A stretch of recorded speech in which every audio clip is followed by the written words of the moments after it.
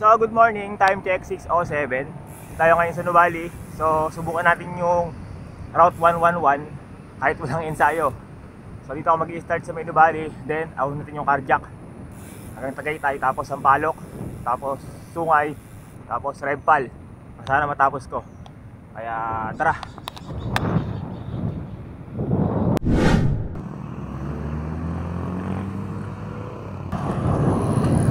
Ito, Silang Cavite na tayo.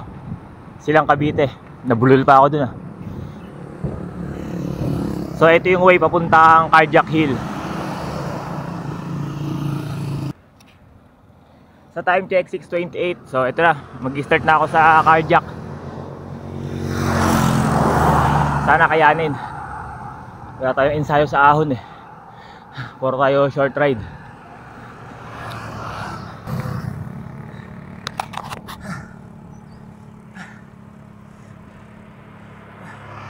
Ang aga ng paghihirap.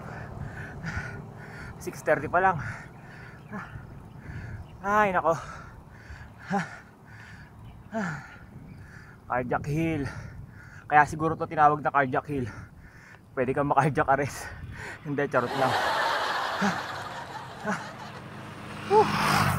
Yun na lang.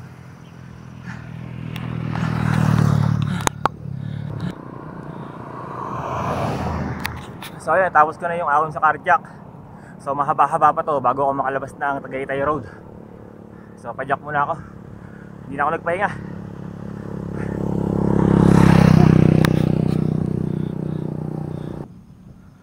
Time check 7:17. Dito na ako sa Barangay Paligawan. Pero hindi kayo maliligaw. So approaching na ako kay Aling P. Medyo maganda yung panahon. Sana magtuloy-tuloy hanggang makababa ako ng Sampaloc.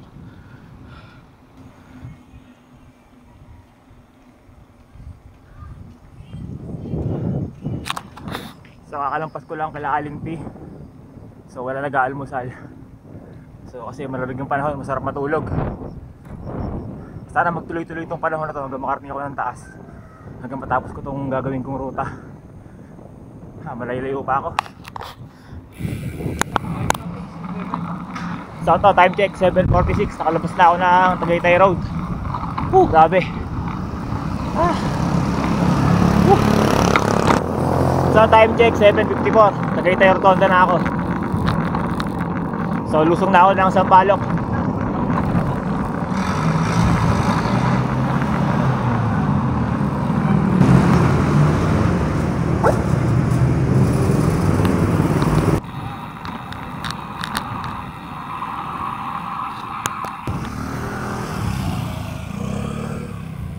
Okay, ba kayo dyan?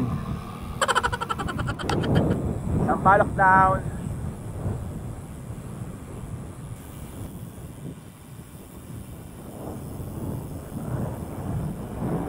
Ang saya na lusong, mimia.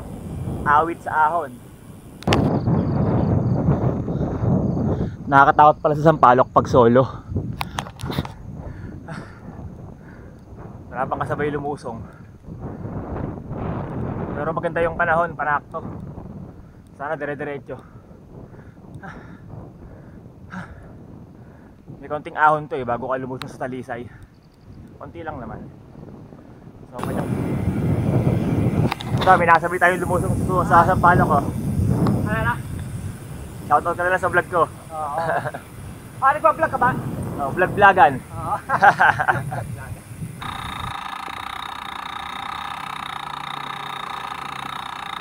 Na-overshoot ka?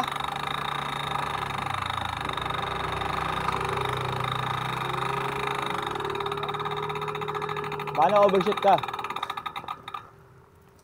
Lagi sa gilid. Oo, huwag kang nasagad sa gilid. Buti na lang, naano ko dito. Naano, dito ako... Kaya pala may narinig ako na parang kumiskid. Oo. Preno mo yun, no? Oo. Okay lang. Ayos lang. Inom tubig. Para ma-relax. Dito ko nilanding para... Narinig ko yung preno mo yun, miskid eh. Kaya napalingon ako, akala ko si kuya nag-skid. Kaya pa? Buti na lang, hindi ako dito sa kalsada, gumasgas. Nilanding ko dito. Yung bagal na ng takbo eh. Okay, gulat nga ako, bagal na nga eh. Ikaw, baka ano ka, dito ka na lumiko siguro sa alang sagad. O may dadaanan kang ano? Nadaanan na kung ano, yung... Sanga. Oo.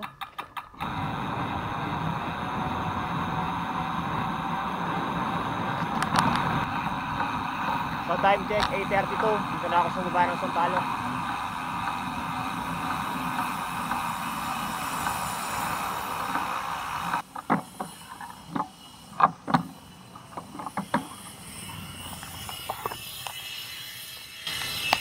So time check, 8:33. Ahon na agad tayo pagbaba natin ng Sampaloc. Sa taas tayo kukain ng almusal. Ahon ulit.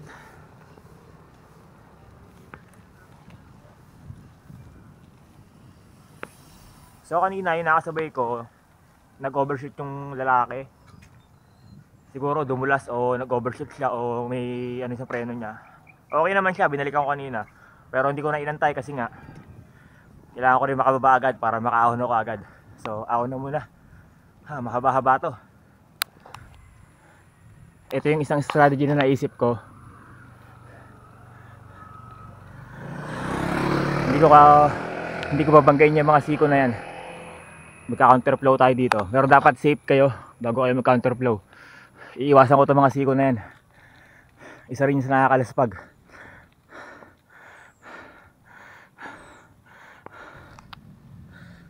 So time check, 9:07. Bad trip. Na-lost thread yung seat clamp ko. Umuuga yung upuan. Ayaw na mahigpitan. Hay nako. Dito pa naman ako sa Sampaloc nag-aahon. Shit!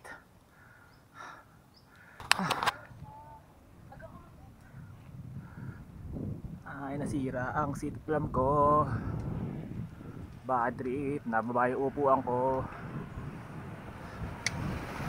Bad trip.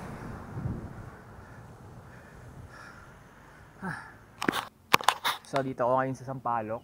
So nagka-aberya ako ngayon. Nasira yung seat clamp ko.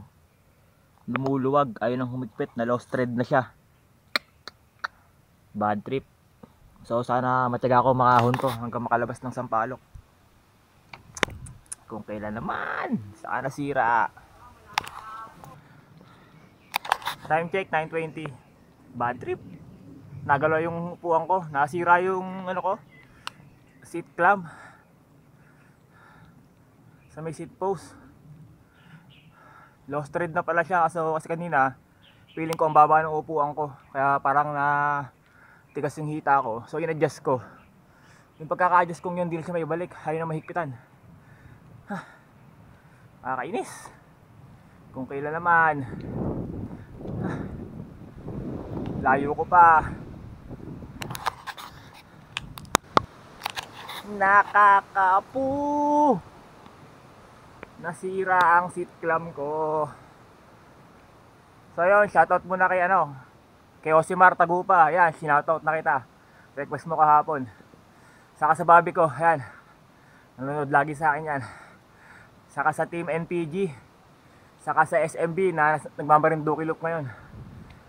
Ang lalakas nyo talaga. So yun lang. Sana makaharap ako ng bike shop. Kung hindi, uwi.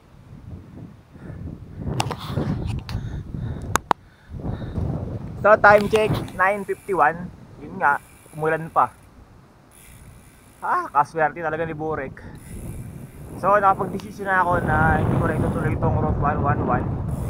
Kasi may problema din yung seat post ko na lost thread. So mag-aanap ako ng bike shop sa taas para maayos yung seat post. Nababa na siya eh. So yun na lang muna. Wala, ganun talaga. At least nag-try ako, di ba? Saka wala rin ako masyado pahinga itong week. Pagod sa trabaho, tapos kulang pa rin yung tulog ko. So yun nga, tama nga, kailangan talaga may ensayo ka. So siguro ito na yung part ng ensayo ko. Naahon ko naman yung carjack sa katong Sampaloc. So ayun, pajack muna ako din. Hanap ako ng bike shop. Time check, 10:10. So mga 2 kilometers na lang, makakalabas na ako ng Sampaloc. Tataob pa, utang ina. Nagiwag na yung seat post ko. Na-lost thread talaga yung seat clamp niya. Lakas pa ng hangin, kakatapos lang ng ulan.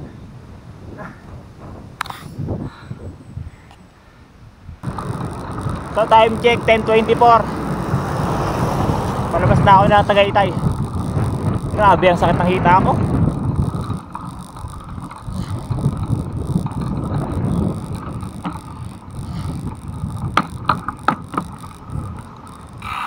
Ano ko? Malambot nga. Malambot nga. Huh.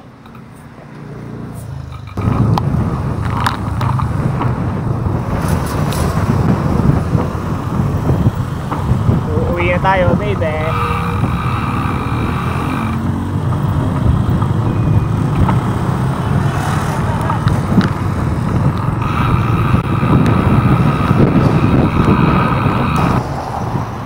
Hanap akong ano, bike shop, baka may makita ako dito. Gago naman yung pulang van na yun, oh.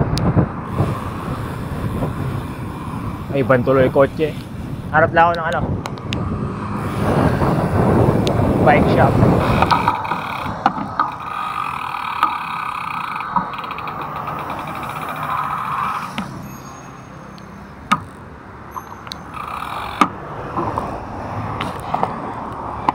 Sa Totos Bike. So ayun, walang seat clamp dun sa Totos Bike. So padak na ako pa uwi. Ang lakas na naman ng ulan. So failed yung attempt ko ng Route 111. So padak mo na ako pa uwi.